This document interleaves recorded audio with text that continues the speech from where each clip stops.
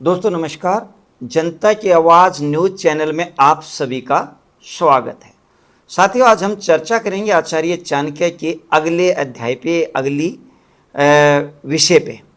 साथियों, आचार्य चाणक्य ने कहा है कि मैं तीनों लोकों के स्वामी परम पिता परमात्मा सर्वशक्तिमान को बार बार नमन और प्रणाम करता हूँ। साथियों, हरि भजन हमेशा करना चाहिए। प्रभु का नाम का जाप जब भी समय मिले जरूर करना चाहिए। और तीनों लोकों के स्वामी को हमें हमेशा याद रखना चाहिए, क्योंकि वो स्वामी होने के साथ साथ हमारा परम पिता भी है और हमारा परमात्मा भी उसको कहा जाता है। आगे आचार्य चाणक्य ने कहा है कि काम पड़ने पर नौकरों की, और दुख के समय बंधु बांधवों की, कष्ट के समय मित्रों की, और धन नष्ट हो जाने पर पत्नी की परीक्षा होती है। साथियों, इसमें कोई दो राय नहीं है। काम पड़ने पर नौकरों का मतलब ये होता है कि जब आपके पास किसी नौकर को देने के लिए तनख्वाह ना हो और उस समय भी आपको उनसे काम करवाना हो, तो उस समय पहचान होती है कि कौन आज दुख की घड़ी में हमारे साथ है। मैंने बताया था कल वाले अध्याय में कि आचार्य चाणक्य बहुत बड़े डिप्लोमेट हुए हैं, और डिप्लोमेट के साथ साथ finance ministry, home ministry, defence ministry, foreign ministry जैसी बड़ी बड़ी ताकतवर मंत्रालय जितने होते हैं वो उसके पास उस समय थे। तो आज भी अगर हम फाइनेंस की बात करें तो कॉरपोरेट सेक्टर में बहुत बार ऐसा होता है कि जब आपके पास पैसे की कमी होती है, लेकिन उस समय भी जो आपका स्टाफ है उससे आपको काम की आवश्यकता होती है, तो उस समय पहचान होती है कि आपके साथ कौन खड़ा है। आगे जो बताया कि दुख के समय बंधु बांधवों की और मित्रों की, साथियों, आपका दोस्त है, आपका जानकार है, आपका पड़ोसी है, आपका भाई है, आपका बंद है, आपके रिश्ते नातों से जुड़े हुए व्यक्ति हैं, उनका जो है जब आप दुख के समय होते हैं, दुख में होते हैं, कष्ट में होते हैं, तब भी असली चेहरा सामने आता है कि कौन रियल में आपका हितैषी है और कौन खाली दिखावा करने वाला था। अब जो आचार्य चाणक्य जी ने कहा कि भाई धन को नष्ट हो जाने के बाद पत्नी की परीक्षा होती है।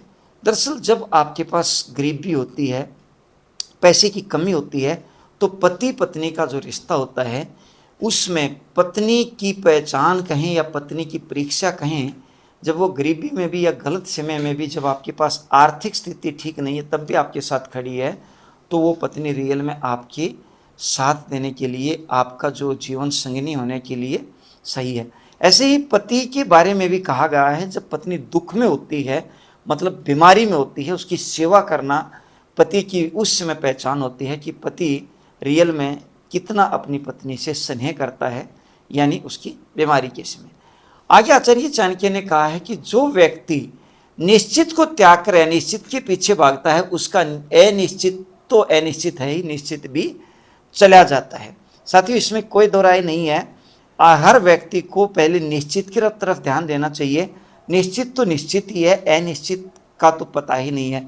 हमारे हरियाणा में एक कहावत होया करती कि गोद वाले को छोड़ के पेट वाले की आस करना, यानी किसी के अगर पेट में बच्चा है माता के, उसकी उम्मीद करना कि वो पैदा होगा, फिर वो बड़ा जो ना ताकतवर बनेगा, और उस समय जो गोद में खेल रहा है उसकी तरफ ध्यान ना देना भी वो इसी तरह का एक उदाहरण होता था। यानी व्यक्ति को निश्चित को पहले संभालना चाहिए। आचार्य चाणक्य ने आगे कहा है कि बड़े नाखून वाले अर्थात हिंसक प्राणियों से, नदियों से, बड़े सींग वाले पशुओं से या जानवरों से कहें, शस्त्रधारियों से, स्त्रियों से और राजकुलों में पैदा हुए लोगों पर विश्वास नहीं करना चाहिए। वैसे तो आचार्य चाणक्य की बातें उस समय भी उतनी ही कारगर थी, आज भी उतनी ही कारगर हैं। इसमें बड़े नाखून वाले अर्थात हिंसक प्राणियों का कहने का अभिप्राय ये है कि कब वो हिंसा पे आ जाएंगे और आपको हानि पहुंचा सकते हैं, पता नहीं। इसलिए हिंसक प्राणियों से या बड़े नाखून, बड़े पंजे वालों से बचना चाहिए, जैसे शेर वगैरह होता है, चीता वगैरह होता है। आगे जो कहा कि भाई नदियों से इसलिए बचना चाहिए कि नदी में कब पानी पीछे से बहुत भर के आ जाए, कितनी गहराई उसकी है, कब उसके अंदर पानी का जो है भंवर जाल आ जाए, आपको पता ही नहीं है।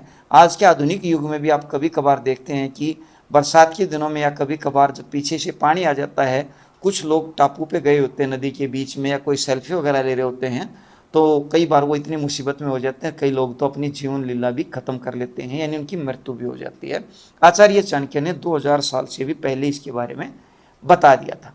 आगे आचार्य चाणक्य ने कहा है कि भाई बड़े सींग वाले पशुओं से, जो बड़ा सींग वाला पशु है अगर वो हिंसक हो जाए तो सींग से आपको हानि पहुंचा सकता है, बचना चाहिए।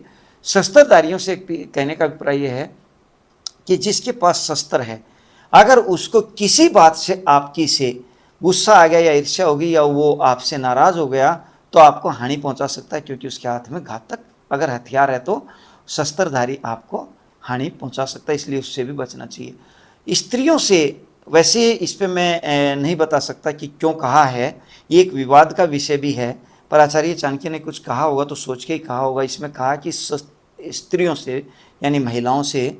आगे चाणक्य ने कहा है राजकुलों पर विश्वास नहीं करना चाहिए। ये तो मेरे हिसाब से आज आप बहुत सारे लोग देख ही रहे हैं कि जब राजनेता हमारे पास आते हैं तो बड़े बड़े वायदे करते हैं, बड़ी बड़ी बातें करते हैं, और बहुत सारे राजनेता तो आज के युग में भी ऐसे हैं, भ्रम फैला देते हैं, समाज भ्रम में उलझ जाता है, लोग उलझे रहते हैं, उनको अच्छे बुरे का ज्ञान ही नहीं होने देते और पता नहीं कितनी चीज़ों में उलझा देते हैं। इसलिए राजकुलों से उस समय भी कहा था, हालांकि उस समय वोटों की राजनीति नहीं होती थी, आज तो इलेक्शन होता है, लोकतंत्र है, डेमोक्रेसी है।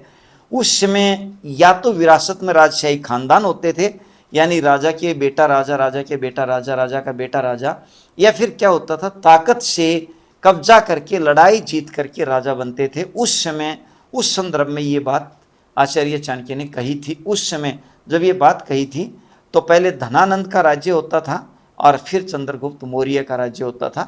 अपने भारत के अंदर भी अगर हम बात करें तो खास तौर पे पटना और पाटलिपुत्र, जहां आचार्य चाणक्य जी हुए हैं। अब हम आगे बढ़ते हैं। आगे कहा है कि जिनका पुत्र आज्ञाकारी हो, पत्नी पति के इच्छा अनुकूल आचरण करे, जिससे प्राप्त धन से संतोष हो, ऐसे व्यक्ति को धरती पर ही स्वर्ग मिल जाता है। साथियों ये अनमोल लाइन है, इसके बारे में कुछ भी आप सोचेंगे तो ये बहुत गहरी लाइन है। जिसका पुत्र आज्ञाकारी हो, देखिए पुत्र वो संपत्ति है। ये बड़ा दुर्भाग्य हो गया कि आज हम किसी के पास जाते हैं तो साथियों पता दौलत के रूप में लोग क्या गिनवाते हैं, मेरी इतनी बड़ी गाड़ी है, इतना मेरा बैंक बैलेंस है, इतना मेरा बंगला है, इतना बड़ी मेरी कोठी है, इतनी मेरे पास प्रॉपर्टी है, इतनी खेत की ज़मीन है, इतने प्लॉट्स हैं, इतने कमर्शियल्स प्रॉपर्टीज़ हैं, यानी अपने उन चीज़ों को संपत्ति गिनाते हैं। लेकिन थोड़ा सा अगर आप पीछे जाएंगे तो लोग अपनी संतानों को, अपनी औलाद को संपत्ति मानते थे। और आज भी जिसका पुत्र आज्ञाकारी हो, यानी पापा के अनुसार, पिता के अनुसार, माँ के अनुसार आचरण करे। और आगे इसमें आचार्य चाणक्य ने लिखा कि पत्नी पति के इच्छा अनुसार आचरण करे। देखिए पति पत्नी वो कड़ी हैं जो एक परिवार की, जिसका कोई भी आप किसी और रिश्ते से इसकी तुलना कर ही नहीं सकते हैं। माँ बाप का रिश्ते के बाद में अगर कोई रिश्ता आता है तो वो पति पत्नी का है। और इसमें भी एक चीज़ और अलग है, जो माँ बाप का रिश्ता बहुत लंबे समय नहीं होता। एक अवस्था में आकर के आप माँ बाप से चाहे तो शादी होने के कारण, चाहे आप अपने व्यवसाय के कारण दूर हो जाते हैं, लेकिन पति पत्नी का बहुत लंबे समय तक रिश्ता साथ रहता है। तो अगर वो एक दूसरे के अनुसार, इसमें पति पे भी लागू मैं कहना चाहूँगा कि उतनी ही होती है। उस संदर्भ में आचार्य जी ने जब कहा था वो बहुत सही कहा होगा, लेकिन आज मेरी विनती है कि पति पत्नी दोनों को ही एक दूसरे के इच्छा अनुसार अगर आचरण किया जाए तो वो ज़्यादा अच्छा होता है, जिससे प्राप्त धन से संतोष हो। साथियों जहाँ संतोष है, संतुष्टि है, शांति है, उससे बड़ी तो कोई दौलत है ही नहीं। नहीं तो लोगों के पास क्या होता है, पैसा तो होता है लेकिन सुख नहीं होता। लोगों के पास बिस्तर तो होता है लेकिन नींद नहीं होती। लोगों के पास खाना तो होता है लेकिन पचाने की क्षमता नहीं होती। लोगों के पास शरीर तो होता है लेकिन स्वास्थ्य नहीं होता। लोगों के पास विचार तो होते हैं लेकिन नैतिकता नहीं होती। बहुत चीज़ें हैं, जब हम जीवन में इनको देखते हैं तो ये हमें बहुत कुछ सन्मार्ग पे जाने के लिए बताते, जिनको जब हम जीवन में उतारते हैं तो हमें हर तरीके से। तो यहाँ पे जो आचार्य चाणक्य ने कहा कि संतोष जब है तो ऐसे व्यक्ति के लिए पृथ्वी पर ही स्वर्ग है। तो ये कुछ आज लाइनें थी जो हमने चर्चा की। फिर हम कोशिश करेंगे कि अगली बार फिर कुछ लाइनों पे बात करते हैं। साथियों आचार्य चाणक्य की नीति या विदुर नीति, हमारे यहाँ बहुत सारी नीतियाँ हुई हैं, उन पे जितना हम ध्यान देंगे ये केवल ना आपको मानसिक संतुष्टि देंगे बल्कि आपको आर्थिक लाभ भी देंगे, आपको शारीरिक लाभ भी देंगे और सोशल बेनिफिट भी आपको देंगे और मेंटल सेटिस्फेक्शन तो होती ही है। मैं उम्मीद करता हूँ कि ये चीज़ें आपको अच्छी लगेंगी और आप अपने सहयोगियों को, अपने बच्चों को ये ज़रूर दें, अपने परिवार को भी ज़रूर दें, ज़्यादा से ज़्यादा इनको पहुँचाएँ। जय हिंद, जय भारत।